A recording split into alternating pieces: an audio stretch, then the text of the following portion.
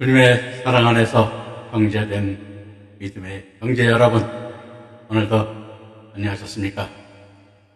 오늘 여러분들과 함께 말씀을 나눌 것은 출애굽기 26장 23절부터 말씀을 강의하려고 합니다. 오늘은 61번째, 그러니까 61강이죠. 오늘도 복된 날이 되셔서 의의 열매를 맺고, 오늘 우리가 지금 여러분들이 보면 성막을 하나님께서 모세에게 지으라시고 하셨는데, 그 성막이 우리에게 어떠한 믿음의 의의를 주고 있는가 대해서 우리가 설명을 하고 있습니다. 이 성막을 짓는 여러분들, 오늘 여러분들도 저와 같이 성막을 짓는 그런 믿음이 있어야 됩니다. 즉, 교회를 짓는 것은 하나님의 뜻에 따라 하나님의 교회가 되어야 되고, 주님께서 이루시는 그 역사가 교회 안에서 빛을 발하고 진리의 빛을 발하는 그러한 성막이 되기 위하여 우리가 이 말씀을 우리가 깨닫게 하시는 하나님의 사랑의 역사가 오늘도 여러분과 함께 하시기를 바라면서 26장 23절부터 말씀을 보도록 하겠습니다. 성막 뒤 두 모퉁이 쪽을 위하여는 널판 2개를 만들되 아래에서부터 위까지 각기 2겹개로 하여 윗꼬리에 이르게 하고 두 모퉁이 쪽을 다 그리하며 그 8 널판에는 은받침이 16개이니 위쪽 반 아래에도 2받침이요 저쪽 반 아래에도 2받침이라 라고 말씀하고 있는데, 이 성막 뒤 두 모퉁이 쪽을 위하여는 아래에서부터 위까지 각기 2겹개로 하여 윗꼬리에 이르게 하고 두 모퉁이 쪽을 다 그리하며 하신 모퉁이 쪽은 2겹으로 하는 2겹의 두께는 기울여 포함이 웨이유로 완전히 또는 같은 널판 2개를 겹치라는 뜻인데, 이는 내면과 외적인 면이 같아야 함을 말씀하시는 것으로 마태복음 7장 24절 25절에 그러므로 누구든지 나의 이 말을 듣고 행하는 자는 그 집을 반석 위에 지은 지혜로운 사람 같으니라. 비가 내리고 장수가 나고 바람이 불어 그 집에 부딪히되 넘어지지 아니하나니 이는 두 줄을 반석 위에 놓은 가닥이요 라고 말씀하고 있는데, 여기서도 말씀하고 있지만 우리가 모든 기초는 여러분들이 아시다시피 튼튼해야 되는 것이죠. 기초가 무너지게 되면 그 집이 무너지고, 교회도 마찬가지입니다. 그래서 주님께서 그 반석 위에 교회를 세우라고 말씀하고 있는 것, 여기 있는 것입니다. 우리도 마찬가지입니다. 주님께서 우리에게 주시는 말씀의 의의 말씀, 의의 면류관을 받을 수 있는 그 최소한의 말씀을 기초한 교회가 되어야 바로 열매가 있고 면류관을 받는 그러한 역사를 이루는 것입니다. 그런데 오늘날 그러한 교회들이 많지 않음을 저도 실감하고 있는데, 우리가 이것을 위해서 교회가 어떻게 기초 위에 서야 되고 그것이 어떻게 나타나는가를 오늘 이 교회를 세우는 그 성막의 그 의미를 우리는 깨달아보는 것이 바로 하나님께서 이것을 주시는 우리에게 말씀인 것입니다. 그래서 여러분들이 보면 알겠습니다만, 반석을 만들기 위해서 저도 오늘 이와 같이 그 말씀을 깨닫게 하시는 것입니다. 그리고 25절인 그 8널판에는 은받침이 16이니 이쪽 반 아래에도 2받침이요 저쪽 반 아래에도 2받침이라 하신 말씀에 그 8널판에는 은받침이 16이라는 것도 널판 아래에 은받침이 2받침씩이므로 16받침이 되는 것으로, 즉 16개의 받침은 완전한 부활에 이르는 뒷받침이 되는 진리의 기초가 되어야 됨을 우리에게 보여주는 것입니다. 그래서 우리가 보면 그렇지 않습니까? 저도 많은 교회를 보고 많은 목사님들 만나고 보지만은 그분들이 말씀하시죠. 어떻게 말씀하고 있습니까? 교회에만 나가면 구원받는다, 또 믿기만 하면 구원을 받는다고 말을 합니다. 가운데 우리는 그 믿음으로 시작되는 것입니다. 주님을 만나고 어떻든 주님을 만나는 즉 주님의 뜻대로 의의 열매를 맺을 수 있도록 의의 길로 가는 그러한 믿음의 길로 나아가야 됨을 우리는 여기서 또 제가 강조드리는데 그 기초, 믿음의 길로 가는 기초가 되게 되는 것이 바로 이와 같은 그 의미, 즉 교회를 우리가 설립하는 기초가 되는 그 기초가 어디에 있는가에 따라서 그 교회가 어떤 교회인가도 우리는 깨닫게 되는 것입니다. 그래서 오늘 이와 같은 말씀 안에서 이제 하나하나 또 여러분 의의 믿음으로 나가는 교회의 아침이 무엇인가를 그 의미를 깨달아 보는 여러분들과 되어야 될 것입니다. 자, 그럼 26장 26절부터 28절 말씀을 보도록 하겠습니다. 너는 조각목으로 띠를 만들지니 성막 이쪽 널판을 위하여 5개요 성막 저쪽 널판을 위하여 5개요 성막 뒤 곧 서편 널판을 위하여 5개이며 널판 가운데에 있는 중간 띠는 이 끝에서 저 끝에 미치게 하고 라고 말씀하고 있는데, 너는 조각목으로 띠를 만들지니 하신 띠는 우리가 히브리어 베리힘으로 빗장 또는 가로막대, 다른데 등으로 번역하였는데 이는 널판과 널판 사이에 떨어지지 않게 서로 단단히 고정시키기 위하여 가로질러 덧댄 막대기를 말하는 것으로 성막의 출입구를 제외하고 각 방향마다 5개씩 가로로 덧댄 가로대의 띠를 말하는 것입니다. 그리고 성막 이쪽 널판을 위하여 5개요 성막 저쪽 널판을 위하여 5개요 성막 뒤 곧 서쪽 널판을 위하여 5개이며 하신 이 5개씩은 하나님께서 주시는 은혜의 진리의 띠를 매는 것으로 에베소 6장 13, 16절에 그런즉 서서 진리로 너희 허리띠를 띠고 의의 호심경을 붙이고 평안의 복음을 준비한 것으로 신을 신고 모든 것 위에 믿음의 방패를 가지고 하신 말씀에 우리에게 평화를 주는 진리로 무장되어야 함을 깨닫게 하시는 것입니다. 즉 골로새서 3장 4절에서도 이 모든 것 위에 사랑을 더하라. 이는 온전하게 매는 힘이라 말씀하시면서 보여주고 있습니다. 그리고 널판 가운데 있는 중간띠는 이 끝에서 저 끝에 미치게 하고 하심의 이 끝에서 저 끝까지는 처음부터 마지막까지를 의미하는 것인데 시편 19편 6절에 하늘 이 끝에서 나와서 하늘 저 끝까지 운행하며 그의 열기에서 피할 자가 없도다 하셨는데 하늘 이 끝에서 하늘 저 끝까지는 세상의 모든 것들을 의미하는 것이요 이사야서 43장 6절 7절에 내가 북쪽에서 이르기를 내놓으리라 남쪽에서 이르기를 거두어 두지 말라 내 아들을 먼 곳에서 이끌며 내 딸을 땅끝에서 오게 하며 내 이름으로 불려지는 모든 자 곧 내가 내 영광을 위하여 창조한 자를 오게 하라. 그를 내가 지었고 그를 내가 만들었다 하신 말씀에서도 끝은 세상의 것들을 말하는 것입니다. 그래서 우리가 여러분들이나 저나 다 깨닫게 하는 것이죠. 그래서 우리도 주님께서도 우리가 이렇게 말씀하셨죠. 우리에게 땅끝까지 말씀을 전파하라고 하신 그 말씀이 여기에 있는 것입니다.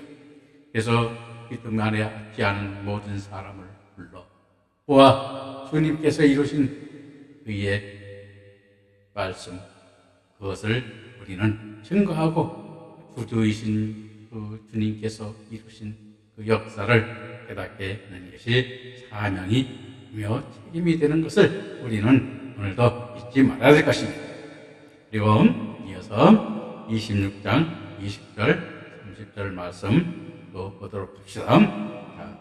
그 널판들을 금으로 싸서 그 널판의 띠를 금고리를 만들고 그 띠를 금으로 싸라 너는 산에서 보인 양식대로 성막을 세울지라 라고 말씀하고 있는데, 자, 본문에서 그 널판과 그 띠와 띠를 금고리를 금으로 싸라 하셨는데 금으로 싸라 하신 것은 우리가 앞절에서도 설명을 하였듯이 불순물이 전혀 섞이지 않은 금으로 싸라는 것으로 즉 믿음의 신앙이 정금과 같은 신앙의 길을 가는 것을 나타내야 함을 우리에게 하는 것입니다.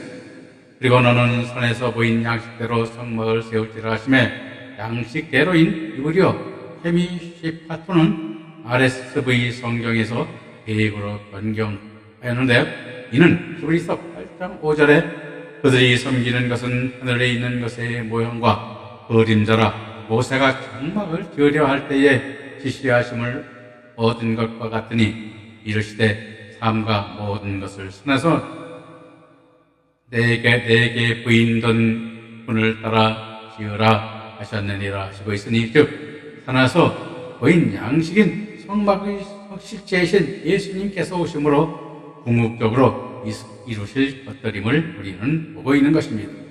그러므로 오늘날 성전인 우리들이 하나님의 의를 온전히 깨달아 어김없이 순종하여 행하여야 함을 우리에게 교훈하고 있는 것입니다.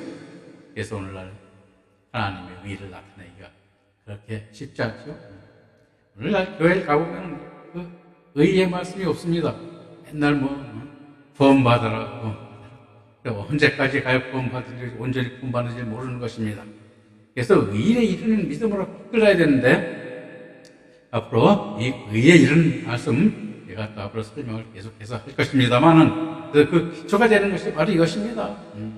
하나님께서 왜 우리에게 성막을 짓게 하시고 또 우리에게 교회를 세우게 하셨을까? 그래서 온전한 교회는 어떤 교회가 돼야 되고, 또 의의 말씀은 어떻게 돼야 되는가?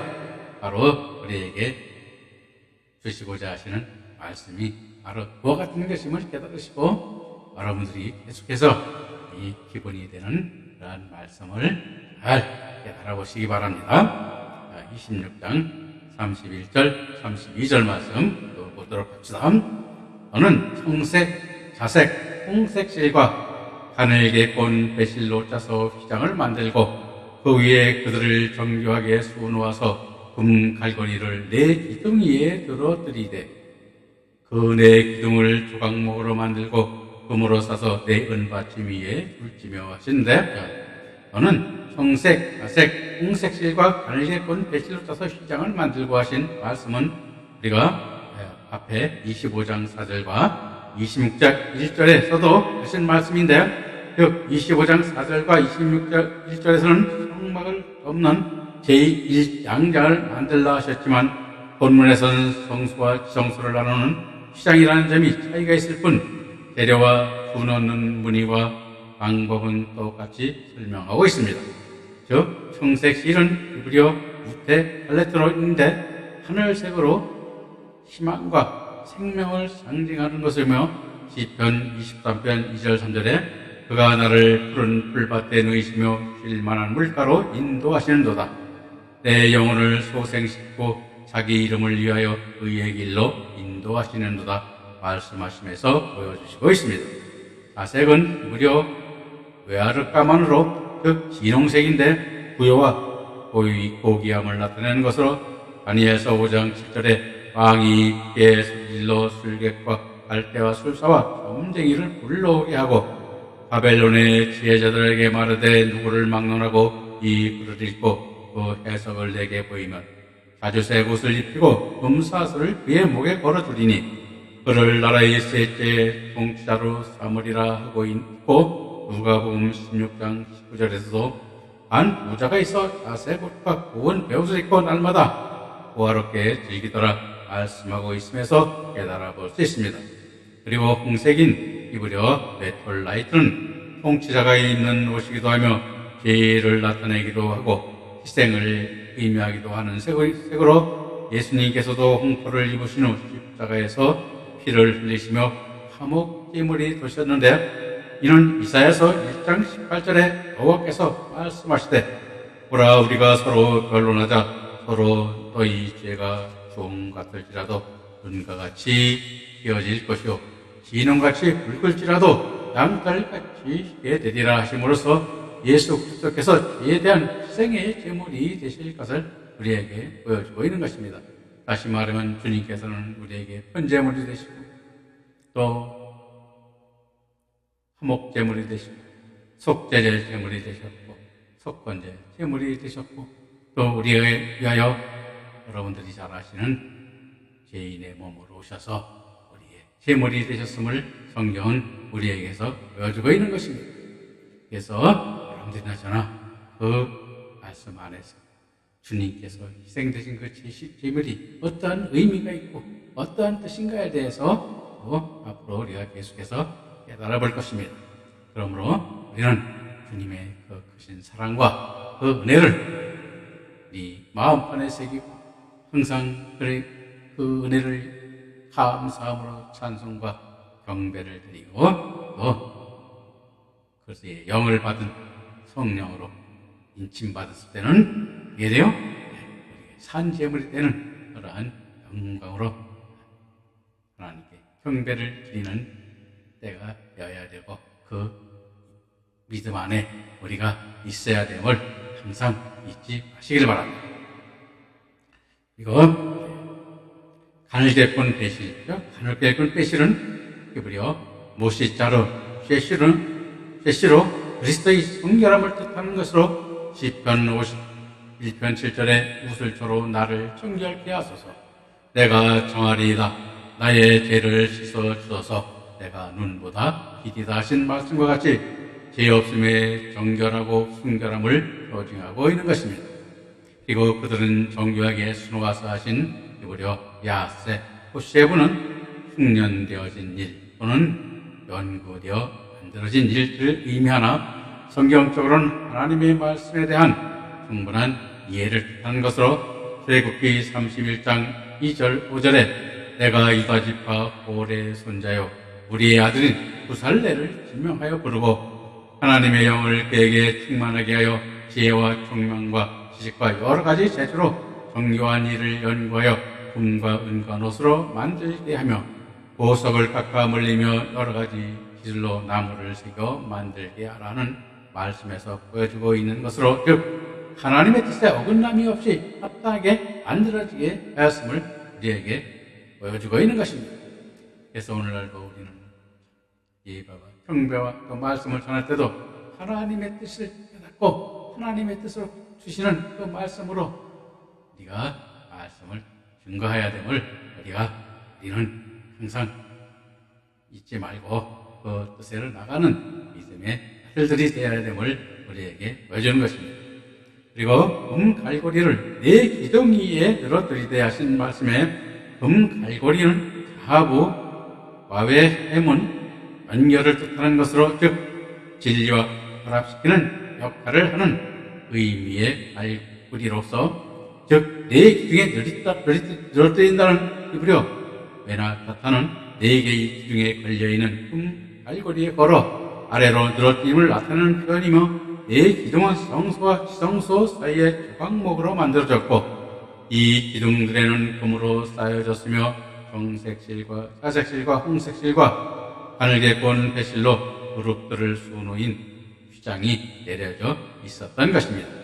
그리고 시팀나무로 세운 네 기둥은 하늘나라의 집행하고 버티게 하는 것인데 시편 75편 2절 3절에 주의 말씀이 내가 정한 기약에 이르면 내가 바르게 심판하리니 땅의 기둥은 내가 세웠거니와 땅과 모든 주민이 소멸되리라 하시고 있고 욥기서 9장 6절에서는 그 땅을 그 자리에 움직이시니 그 기둥들이 흔들리도다 하였고 요한계시록 3장 12절에서는 이기는 자는 내 하나님 성전의 기둥이 되게 하리니 그가 결코 다시 나가지 아니하리라. 내가 하나님의 이름과 하나님의 성 곧 하늘에서 내 하나님께로부터 내려오는 새 예루살렘의 이름과 나의 새 이름을 그 위에 기록하리라 말씀하심으로써 시팀나무의 기둥은 성전의 기둥으로 하나님의 이름이나 새로 예루살렘을 뜻하는 주님의 거룩한 진리를 뜻함을 우리에게 알게 하고 있는 것입니다. 그래서 오늘 이와 같이 기둥을 세운다는 겁니다. 우리가 새 예루살렘의 기둥은 뭐예요? 진주로 만들었죠? 12기둥이죠. 이와 같이 기둥은 뭡니까? 하나님의 말씀 세우는 그 진리 기둥이 되어야 됨을 우리에게 말씀하고 있는 것입니다. 그리고 26장 33절에 보면 그 휘장을 갈고리 아래 늘어뜨린 후에 증거궤를 그 휘장 안에 들여놓아라. 그 휘장이 너희를 위하여 성소와 지성소를 구분하리라고 말씀하고 있는데 자, 그 휘장을 갈고리 아래 늘어뜨린 후에 증거궤를 그 휘장 안에 들여놓아라 하셨는데 그 휘장 안에 증거궤를 들여놓는 것을 우리는 성경은 지성소로 표현하고 있습니다. 지성소는 히브리어 하카디다심 부데시로 그 성소들의 성소라는 의미로 헬러 번역본인 70인역은 투하기온으로 번역하여 이를 거룩한 것들 중에 거룩한 곳으로 나타내는데 KJV 성경은 가장 거룩한 처소라고 우리에게 기록하여 보여주고 있습니다. 따라서 지성소는 오직 대제사장만 1년에 단 한 번 대속 제1인 유대인격으로 7월 10일에 휘장을 열고 들어갈 수 있었습니다. 왜냐하면 그곳은 하나님의 임재를 상징하는 법궤가 있는 성스러운 곳이기 때문이었습니다. 성소는 우리가 학고대시로 하나님을 위하여 특별한 장소로 휘장으로 나누어진 바깥쪽을 말하는데 이곳에는 등대와 떡상과 분향단이 있고 제사장이 매일 이곳에 분향하는 곳이며 외소라고도 불렸던 것입니다. 그래서 이 외소라고 불린 것이 뭐냐? 즉 바깥이라는 얘기죠. 하나님이 계시는 성소 바깥을 우리에게 여기서 보여주고 있는 것입니다. 그래서 여러분들이나 저나 이제 우리는 어떻게 뭘 해야 될까요? 즉 하나님께서 이루시는 성소, 그 지성소, 그 의미를 이제는 알고 우리가 지금은 이제 어떻게 될까요? 지성소가 되는 그런 교회가 되어야 됨을 우리에게 보여주고 있는 것입니다. 그리고 26장 34절, 36절 말씀 또 보겠습니다. 너는 지성소에 있는 증거궤 위에 속죄소를 두고 그 휘장 바깥 북쪽에 상을 놓고 남쪽 등잔대를 놓아 상과 마주하게 할지며 청색, 자색, 홍색 실과 한옥두개 곤 배실로 수노와 짜서 성막물을 위하여 휘장을 만들고 하셨는데 너는 지성소에 있는 증거궤 위에 속죄소를 두고 하심에 증거궤인 히브리어 하에투트 아론은 지역하면 그 증거판 상자인데 본문에서는 하나님께서 모세에게 시내산에서 주신 십계명 두 돌판을 넣은 법궤를 말하는 것이며 속죄소인 하카포레트는 증거궤를 덮고 있는 덮개로 그룹 한 쌍에 조각되어 있는 것을 말하는 것입니다.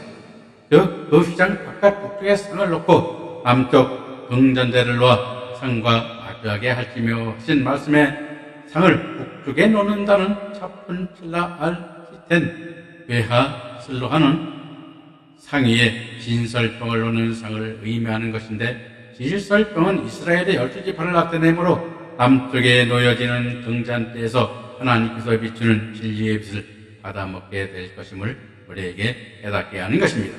다시 말하면 남쪽에 등잔대를 놓으라는 것은 요한계시록 12장 13절에 몸을 돌이켜 나더러 말한 음성을 알아보려고 하여 돌이킬 때 7 금숫대를 보았는데 촛대 사이에 인자 같은 이가 발에 걸리는 옷을 입고 가슴에 금띠를 띠고 하신 말씀에 7 금숫대와 같은 것으로 즉 7 금숫대는 일반 촛대의 교회가 아니라 금숫대 교회로 시가랴서 4장 2절 3절에 그가 묻되 네가 무엇을 보느냐 내가 대답하되 내가 보니 순금 등대가 있는데 그 꼭대기에 주발 같은 것이 있고 그 등대 7 등잔이 있으며 그 등대 꼭대기에 등잔에는 7관이 있고 그 등대 곁에 2 감람나무가 있는데 하나는 그 주발 우편에 있고 하나는 좌편에 있나이다 하신 말씀과 연관이 되고 스가랴서 4장 12절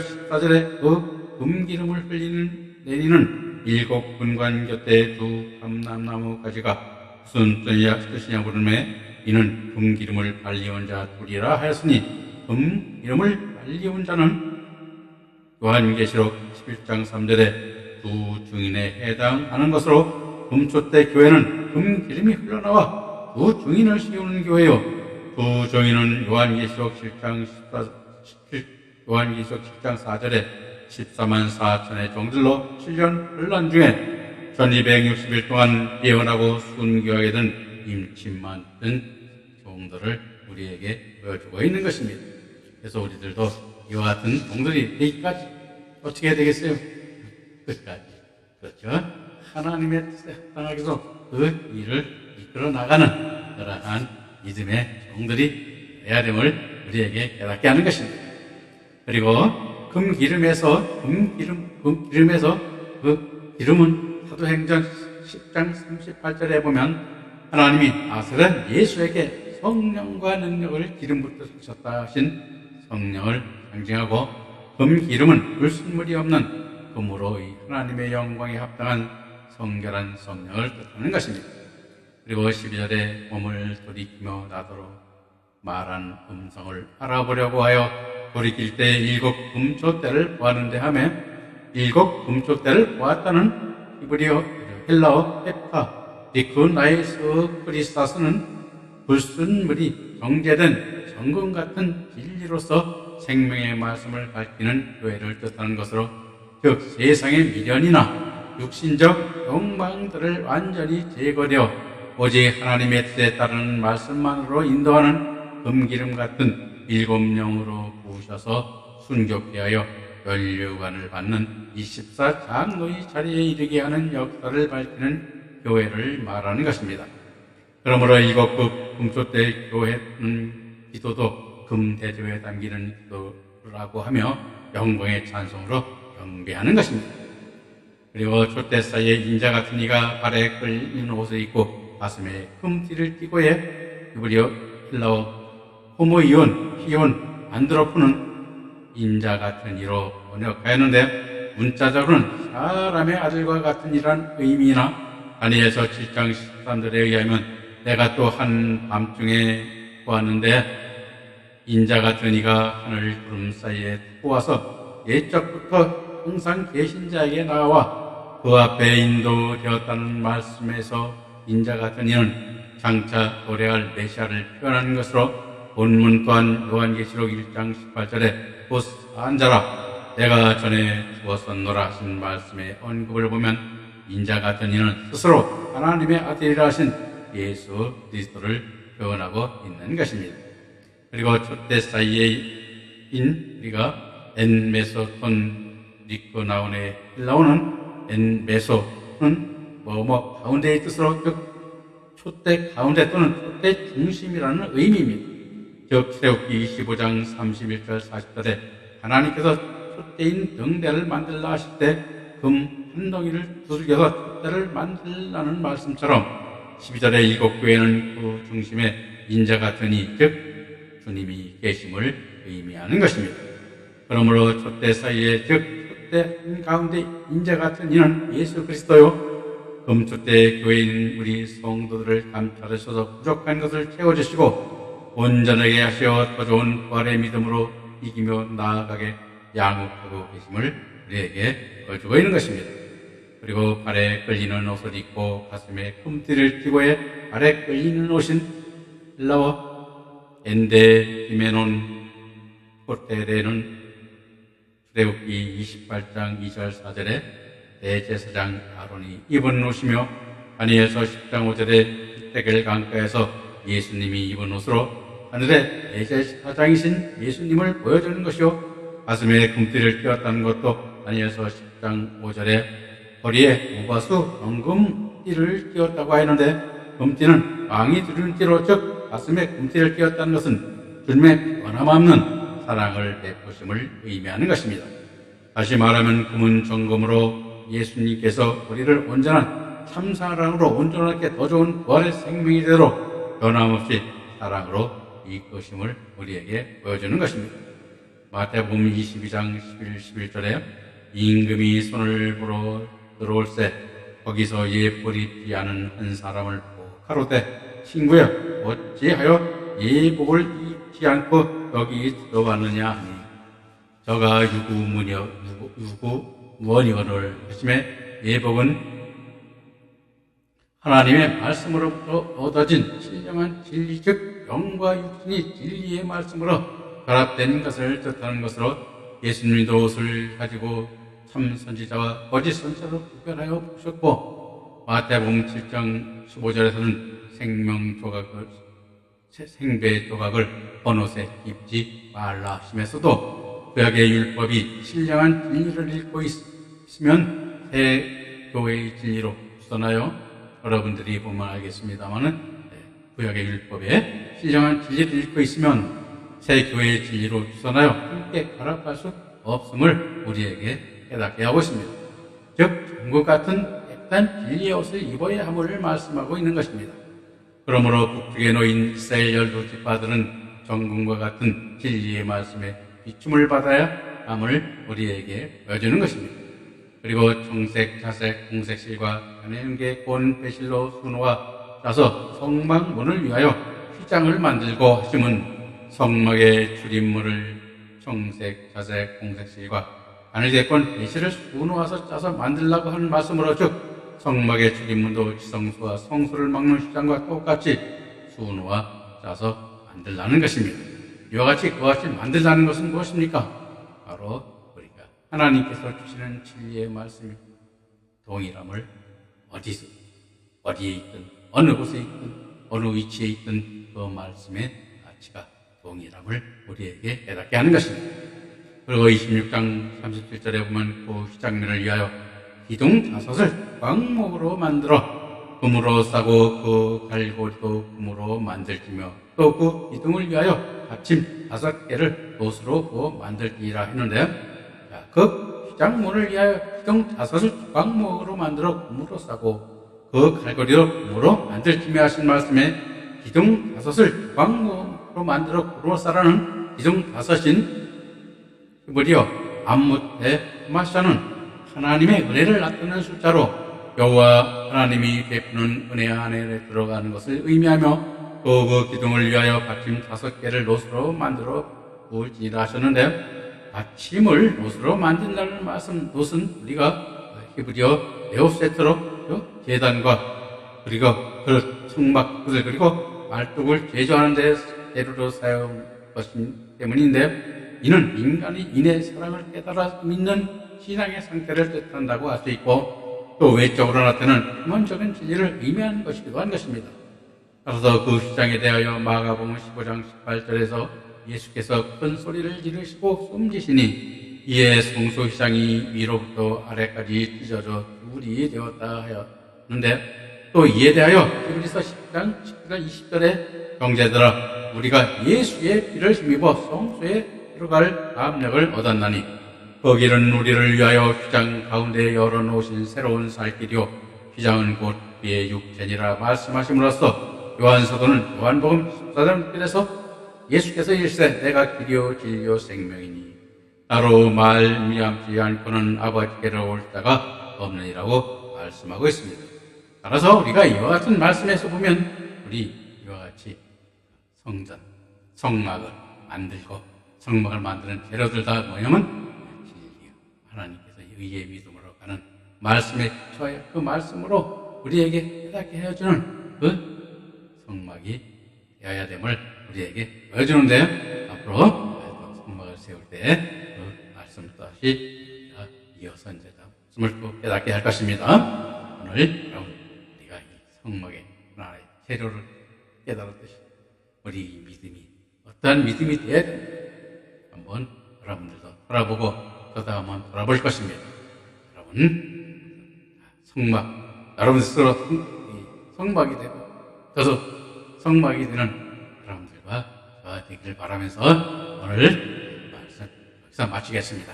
감사합니다.